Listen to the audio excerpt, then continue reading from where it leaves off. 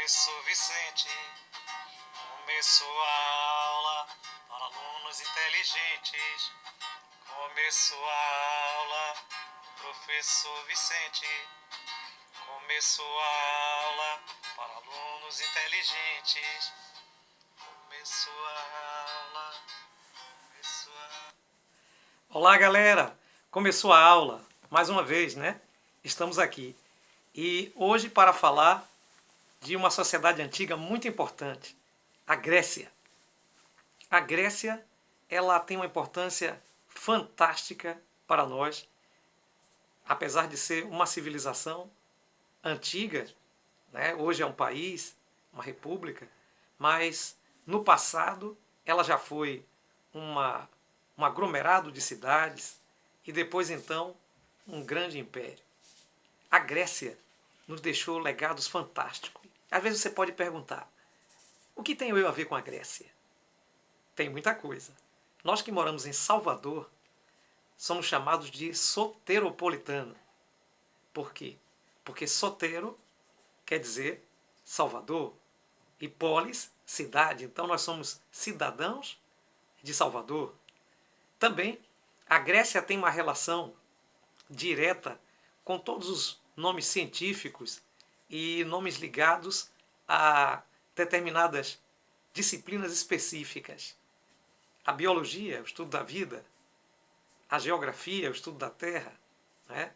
E aí nós temos a filosofia, nós temos a arqueologia, nós temos a matemática, uma série de ciências que se desenvolvem, criam corpo na Grécia. A Grécia, por assim dizer, foi chamado de berço da civilização. É claro que, de certa forma, a cultura eurocêntrica maximizou a Grécia. Entretanto, a Grécia, de fato, tem legados que nos importam até hoje. Legados talvez tão simples no esporte que a gente nem perceba. A gente não percebe, por exemplo, as Olimpíadas, elas têm sua relação direta, seu surgimento no Olímpio, no estádio que na realidade era uma confederação da mitologia das divindades gregas. É importante notar que a Grécia ela também traz legados com respeito àquilo que norteia a nossa civilização. A Grécia traz para nós, por exemplo, a democracia ateniense. É a filosofia clássica de Sócrates, Platão, né? E Aristóteles. Então esses três grandes clássicos do período muito importante na Grécia. Bem, para começar, precisamos pensar em Grécia no sentido também geográfico. E quando a gente pensa em Grécia no sentido geográfico, a gente encontra uma geografia muito interessante. Por quê? Porque a gente encontra parte da Grécia continental, parte insular e parte peninsular. Parte da Grécia é continente normal, parte dela é peninsular, aquela parte do continente que avança um pouco mais para o mar, e parte dela é insular, são ilhas. E a Grécia ela está ali rodeada por Mar Jônico, o Mar Egeu, ela está rodeada ali pelo Mar Mediterrâneo, Mar Cáspio, todo esse conjunto de mares, pequenos lagos salgados, estão ali ao redor da Grécia. E essa civilização, ela passa por diversos períodos, diversas periodização que começa no século XX a.C. e vai até o século IV a.C., essa grandeza de ligação que tem a Grécia. Agora, é importante notar que tem alguns períodos que vai identificar, caracterizar a Grécia ao longo dos tempos. Então a gente tem primeiramente o chamado período pré-homérico, depois então o período homérico, período arcaico, período clássico e por fim o período helenístico. Então esses períodos compõem as mudanças e características que vão ocorrer na Grécia Antiga com o passar do tempo. A Grécia, a princípio, povos distintos ali nessas regiões continental, peninsular e insular, que vão, de certa forma, ter ali uma certa dispersão, eles vão procurar sobrevivência, porque é um território difícil, pedregoso, um território que é complicado para uma série de coisas para a sobrevivência, e essa razão vai levar os gregos a serem também navegadores, vai levar os gregos a desenvolver determinadas habilidades. E essas habilidades são muito importantes para entender o perfil do homem grego. Mira, aparece então aqueles povos, os jônicos, os eólicos, os dóricos, os aqueus, eles vão se desenvolvendo ali na chamada Grécia pré-homérica. E aí então eles vão se organizando em cidade e vai surgindo algumas cidades. Uma civilização mais antiga é a Creta Micênica, é a civilização cujo as temáticas se distinguem na mitologia, né?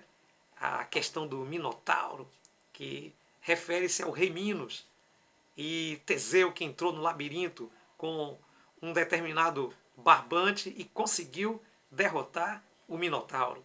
Então são mitologias da Grécia em um determinado período. Mais adiante, nós entramos no período que chamamos de período homérico. Homero é considerado pelos historiadores da atualidade como um historiador da antiguidade.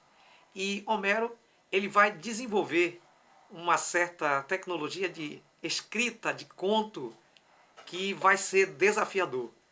E ele marca a história grega, pelo menos com duas literaturas que ficou muito conhecida no mundo. Uma delas chama-se Ilíada. A Ilíada, ela conta a famosa Guerra de Troia, que na realidade nós assistimos filmes, lemos livros sobre essa Guerra de Troia. Essa Guerra de Troia que tem personagens muito interessantes ali, que vão participar dessa guerra, Heitor, Menelau, a própria Helena, que vai então fazer parte daquela guerra, Aquiles, que é uma espécie de semideus dessa guerra, Ulisses. Esses homens vão compor a mitologia, mas vão também responder para nós pesquisadores, para nós que viemos depois, vão responder como era o perfil do homem grego naquela época. Então não se questiona a veracidade de Ilíada, mas na realidade busca-se em Ilíada compreender o homem antigo, o que ele pensava, o que ele cria, como ele atuava. E a história é muito interessante porque ela tem aí uma história de amor entrelaçado, em que na realidade Heitor vem junto com o seu irmão, que é a figura aí muito interessante, para a visita aos gregos. E nessa visita aos gregos, acontece que esse rapaz, mais jovem, acaba se apaixonando por Helena. E então eles vão embora e levam Helena nos seus navios. Isso provoca um incidente diplomático, porque Troia deveria fazer aliança com a Grécia, mas pelo contrário, aí começa então uma grande guerra, chamada a famosa Guerra de Troia, em que todos esses pseudo-heróis vão participar dessa guerra. O interessante nessa questão toda é que também existe alguns sentidos simbólicos, porque Helena é grega, né? A palavra Helena significa grega, Eládia é a Grécia, Heleno é o grego. Então, na realidade, a grega foi raptada, foi sequestrada, então isso provocou a Guerra de Troia. É interessante que ficou conhecido a frase presente de grego. Os gregos jamais ganhariam a guerra para os troianos, a não ser por uso da astúcia, quando desenvolveram um grande cavalo de madeira e fizeram aquele cavalo, ideia de Ulisses, para dar de presente e lá colocaram alguns soldados. Então, os troianos amanheceram, encontraram aquele cavalo, levaram para dentro, fecharam as portas da cidade, e então esses homens que estavam no cavalo desceram, abriram as portas e derrotaram o todo-poderoso palácio, justamente, dos troianos. Então isso é interessante, um conto de Homero, a Ilíada, e Odisseia justamente fala da volta de Odisseu, dos problemas que ele enfrentou para conseguir de volta a Penélope. E é interessante estudar a história grega porque ela tem todo esse aparato mitológico, cheio de significados, que é muito importante se entender. Bem, esse foi o chamado período homérico.